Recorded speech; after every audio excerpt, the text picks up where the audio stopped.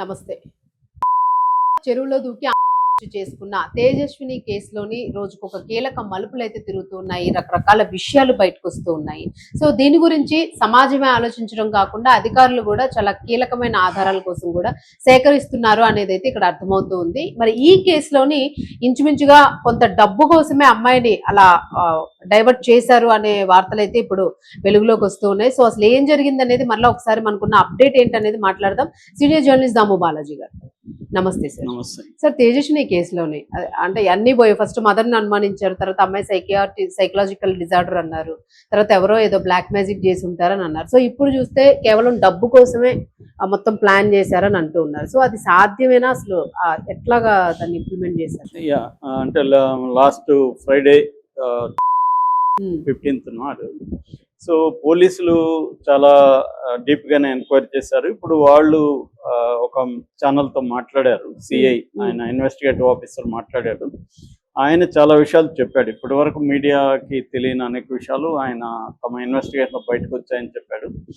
లలిత అదిరే ఆషాఢం శుభకర శ్రావణం డబుల్ ధమాకా. అన్ని బంగారు నగలపై తరుగులో 1% తగ్గింపు. పాత బంగారు నగల ఎక్స్చేంజ్ గ్రాముకు 150 రూపాయల అదనం. ఈ ఆఫర్ లలిత జ్యువెలరీ మార్ట్ లిమిటెడ్ అన్ని బ్రాంచుల్లో వర్తిస్తుంది. బేసిక్ గా ఇప్పటి వరకు తల్లి మీద అనుమానం ఉంటే ఇప్పుడు తండ్రి మీద కూడా అనుమానం పెరిగింది.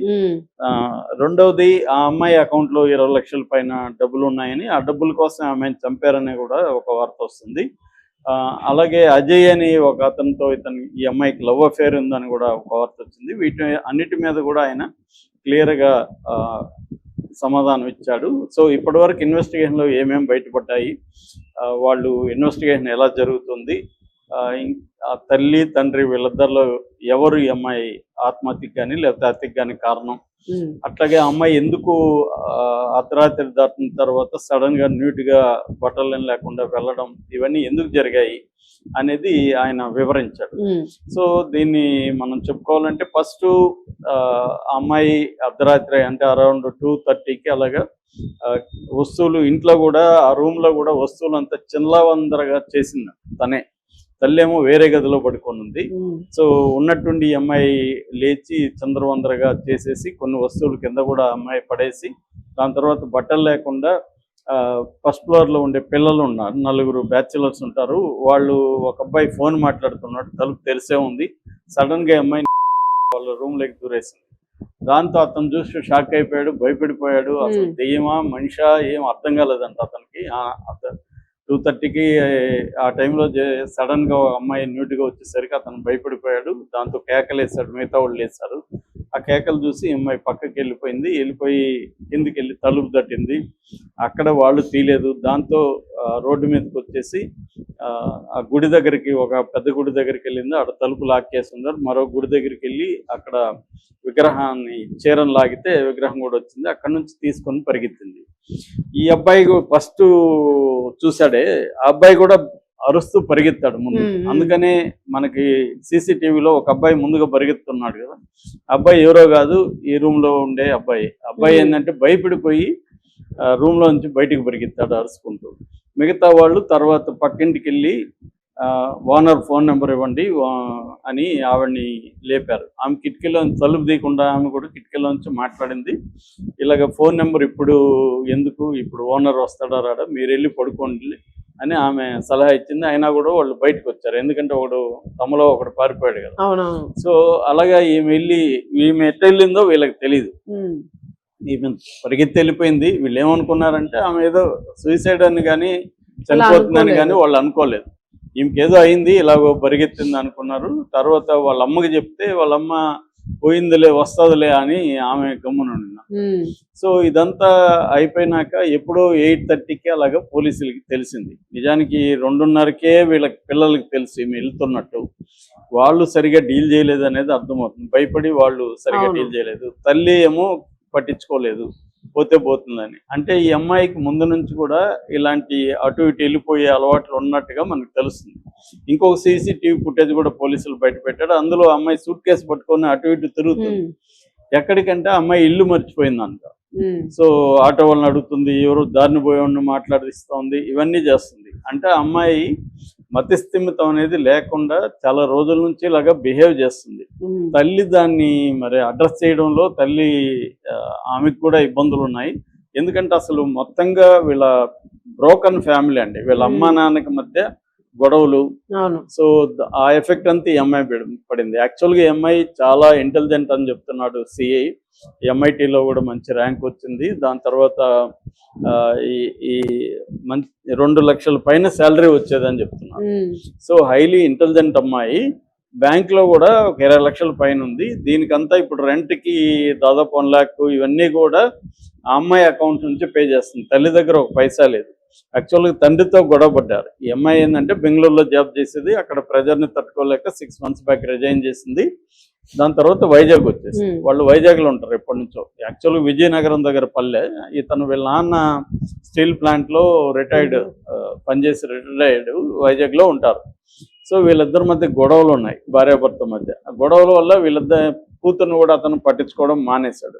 సో తల్లి విధి లేక తల్లి బాధ్యత తీసుకొని అమ్మాయిని తీసుకొని హైదరాబాద్ వచ్చింది. వీళ్ళు ఎయిర్బిఎన్బిలో యాప్లో చూసి ఇల్లు బుక్ చేసుకున్నారు. వీళ్ళకి ఇక్కడ ఎవరు పరిచయాలు లేవు. అంటే హైదరాబాద్లో ట్రై చేద్దామని ఈ అమ్మాయికి ఇవన్నీ ఐడియా ఉంది, యాప్లో ఐడియా. ఆ యాప్లో చూస్తే ఇక్కడ ఏదో ఇల్లు ఉందంటే ఇక్కడ దొరికింది. సో ఇక్కడికి వచ్చి ఉంటున్నారు. ఇప్పుడు మళ్ళీ మియాపూర్ వైపు వెళ్ళిపోదామని మళ్ళీ యాప్లు ఎదుగుతున్నారు. సో దాదాపు 2 నెలలుగా ఇక్కడ 55 రోజులుగా ఇక్కడ ఉంటున్నారు అనమాట. సో ఇక్కడికి వచ్చినాక కూడా అమ్మాయికి మైండ్ సరిగా లేదు. అందుకని ఒక అస్ట్రాలజర్ని రెగ్యులర్గా వెళ్ళి కలుస్తున్నారంట వీళ్ళు. సో నిజానికి సైకాలజిస్ట్ని కలిసి కొంత ట్రీట్మెంట్ తీసుకుండాలి. తీసుకున్నంత మాత్రం బాగైపోతుందని చెప్పలేం, కానీ దట్ ఇస్ ద ప్రాసెస్. వీళ్ళు జనరల్గానే చాలామంది మనోళ్ళు సైకాలజిస్టుల దగ్గర పోయే బదులు అస్ట్రాలజీ వాళ్ళ దగ్గరికి పోతుంటారు. వాళ్ళకి తెలిసింది ఏదో చెప్తుంటారు. అంటే ప్రాబ్లమ్ని అడ్రస్ చేయడం, ప్రాబ్లం ఒక కారణాలని ఐడెంటిఫై చేయడం అనేది వాళ్ళు చేయలేరు. వాళ్ళు ఏంటంటే సంబంధం లేని ఏదో గ్రహాల గతులు అవి చూసి చెప్తుంటారు. అలాగా వాళ్ళ తల్లికి కూడా ఫిట్స్ ఉన్నాయంట. అంటే ఇక్కడ ఇంట్లోనే ఏదో ప్రాబ్లమ్స్ ఉన్నాయి, జెనెటికల్ గానే వీళ్ళకి ఇష్యూస్ ఉన్నట్టుగా మనకి ఆ పోలీస్ ఆయన చెప్తాడు. తల్లి కూడా అంత బాగాలేదని చెప్తున్నాడు. ఆమెను కూడా విచారించాము. ఆమె ఏమనుకున్నదంటే ఇట్లాగే వెళ్తుంది కదా, వెళ్ళిందిలే వస్తుందిలే అనుకున్నాను తప్ప ఆమె. అందుకని వేరే వాళ్ళు కూడా మార్నింగ్ శవాన్ని చూసిన అక్కడ పశువులు మేపే అతను శవాన్ని చూశాడు. చూసినాక జనాలకి చెప్పి తర్వాత అక్కడ గుడి క్లీన్ చేసి అతను వచ్చాడు మల్లయ్య అని. ఆయన చీర లేకపోవడం అవన్నీ చూసినాక సీసీటీవీ ఫుటేజ్ చూశారు. ఇవన్నీ అయినాక తల్లిని కలిసారు చుట్టుపక్కల వాళ్ళు. ఆమె లైట్ తీసుకొని వీళ్ళనే తిట్టిందంట, వస్తుందిలే మీకెందుకు మీరు వెళ్ళండి. సో అప్పటికి అక్కడ ఉన్న వాళ్ళకి చనిపోయిందని తెలియదు. ఓన్లీ సీసీటీవీ ఫుటేజ్లో నీట్గా పరిగెత్తేది మాత్రం చూశారు. చనిపోయిన తర్వాత తెలిసింది. పశువులు లేటుగా అక్కడ పశువులు కాపరి వెళ్ళాడు. తెలిసిన తర్వాత పోలీసులకి ఫోన్ చేశారు. పోలీసులు 8:30కి అలా వచ్చారు. ఇప్పటికి అదేంటంటే బురద ఉంది చెరువు అంతా. సో అందువల్ల విగ్రహం శారీ మాత్రం బయటే ఉంది. ఇప్పటికి కూడా పోలీసులు, నిన్నటికి కూడా పోలీసులు ఆ శారీని తీసుకెళ్ళలేదు. సో సిఐ ఏమన్నంటే దాని అవసరం మాకేం పెద్దగా లేదు, విగ్రహం అయితే ట్రై చేసాం, అది లోపల ఉంది కాబట్టి మేము ఇంకేం చేయలేము, విగ్రహం ఇంకా దొరకలేదు విగ్రహం. సో అంటే వీళ్ళు ఇప్పటి వరకు పోలీసులు నిర్ధారించింది ఏంటంటే 20 లక్షల కోసమే హత్య జరిగిందనేది మా దృష్టికి అయితే ఏమి రాలేదు. ఆ 20 లక్షల కోసం ఎవరు అయితే హత్య అయితే కాదనేది వాళ్ళు డిసైడ్ చేశారు. హత్య జరిగినట్టుగా ఎటువంటి ఆధారాలు లేవు. ఈ 4 కులాలను కూడా మేము విచారించాము, వాళ్ళకి ఏం తెలియదు ఇది. సో ఈ అమ్మాయి ఎవరితో కూడా అఫైర్లు ఉన్నట్టుగా ఏమీ లేదు. ఫోన్లో చాటింగ్ అవన్నీ కూడా మేము చూసాము. సో ఈ అమ్మాయికి బేసిక్గా మతి సరిగా లేదు, ఫియర్ ఫోబియా అని వాళ్ళ తల్లి అంటుంది. సో ఏదేమైనా అమ్మాయి మెంటలీ నాట్ సౌండ్. సో అందుకని పిచ్చి పిచ్చిగా బిహేవ్ చేయడం అనేది చేస్తుంది. దాంట్లో నుంచి ఆ అమ్మాయికి ఆ రోజు కూడా ఏం చేస్తున్నాము అనేది స్పృహ లేదు.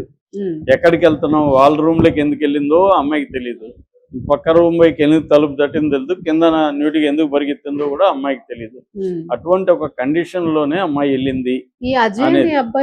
అది కూడా ఏం సంబంధం లేదని చెప్తున్నారు. అబ్బాయి అసలు దొరికాడా? వాళ్ళు ఎవరు భయపడుతున్నారు, అంటే దీంట్లో మళ్ళీ ఇరుక్కుపోతామేమో, మన మీద ఎవరు రావట్లేదు, మీడియాతో వాళ్ళు లేరు, అసలు ఖాళీ చేసి వెళ్ళిపోయారు. సో క్లియర్ గా ఏంటంటే పోలీసులు తేల్చింది ఇది క్లియర్ గా ఆత్మహత్య. కాకపోతే దీన్ని డీప్ గా పరిశీలిస్తే తల్లిదండ్రి బాధ్యత బలంగా ఉంది ఈ అమ్మాయి విషయంలో. ఉమ్, అంటే తండ్రి వదిలేయడం, తల్లికి కూడా ఈ అమ్మాయిని టేక్ కేర్ చేసేంత పట్టు లేదు, నాలెడ్జ్ లేదు. రెండోది ఆమెకే హెల్త్ బాగాలేదు, ఉమ్, ఫిట్స్ అవన్నీ ఉన్నాయి. ఆమెకే మానసికంగా ఆమె కూడా సరిగ్గా లేదు. సో ఇంకా ఎవరు ఈ అమ్మాయిని పట్టించుకోవాలి? అవును. అది మేజర్ గా మనకు కనబడుతుంది. అంటే మొత్తం ఇవాళ ఉన్న సిస్టము, జాబ్ ప్రెజరు. మొన్న కూడా మనం ఒక అమ్మాయి అవును. ఉద్యోగం పోయిందని దీక్ష చేస్తూ దీక్ష ఉంటారు. చేస్తుంది కదా. అంటే అమ్మాయి చెప్తుంది కదా, యూరిన్ పాస్ చేయాలన్నా కూడా, బాత్రూమ్ పోవాలన్నా కూడా పర్మిషన్ తీసుకొని వెళ్ళాలి. నేను కూతురు బాగాలేదని 3 రోజులు రాకపోయేసరికి నా జాబ్ తీసేస్తారు. అవును. అంత ప్రెజర్ ఇవాళ ఐటీ సెక్టర్ లో ఉందన్నమాట. అదంతా ఇండివిజువల్స్ మీద పడుతుంది. ఇండివిజువల్స్ సపోర్ట్ సిస్టమ్ లేకపోతే ఫ్యామిలీ నుంచి ఉమ్, వాళ్ళు ఏమవుతారు? ఆ ప్రెజర్ ని తట్టుకోలేక చాలా మంది ఆత్మహత్యలు చేసుకుంటున్నారు. ఈ మధ్య టెక్కీస్ ఆత్మహత్యలు కూడా బాగా ఇండియాలో పెరుగుతున్నాయి. మరోవైపు ఇలాగ మానసిక సమస్యలు కూడా వచ్చే అవకాశం కనిపిస్తుంది. నిజానికైతే వర్క్ ప్లేస్ లో కౌన్సిలింగ్ ఇవన్నీ పెట్టాలి, కానీ వాళ్ళు అసలు వీళ్ళకి సరిగ్గా జీతాలే ఇవ్వట్లేదు. ఇంకా ఇవన్నీ ఎక్కడ పెడతారు? కాబట్టి ఇది కేవలం ఒక ఇండివిజువల్ విషయమే కాదు, ఇది ఒక సిస్టమేటిక్ ఫెయిల్యూర్ అని కూడా మనం చెప్పచ్చు. ఏదేమైనా ఈ అమ్మాయిని ఎవరు, వాళ్ళ తల్లి తండ్రి పరోక్షంగా కారణం, కానీ డైరెక్ట్గా ఈ అమ్మాయి కారణం కాదు. సో వాళ్ళిద్దరి మధ్య ఉన్న గొడవల వల్ల ఈ అమ్మాయి మీద ప్రెజర్ పెరిగింది. దాంట్లో నుంచి ఈ అమ్మాయి మెంటల్గా స్టెబిలిటీ కోల్పోయింది. అలాగా అమ్మాయి ఏం చేస్తుందో తెలియక వెళ్ళి దూకేసింది. ఇది పోలీసుల విచారణలో ఇప్పటి వరకు మనకి వస్తున్న సమాచారం.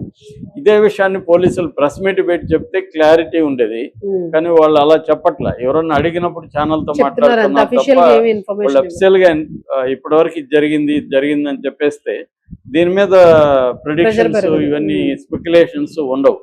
కానీ జనరల్ గా ఎందుకని మరి పోలీసులు చాలా కేసులు మనం చెప్పుకుంటున్నాం, వాళ్ళు చెప్పరు, మీడియాకి పెట్టి చెప్పరు.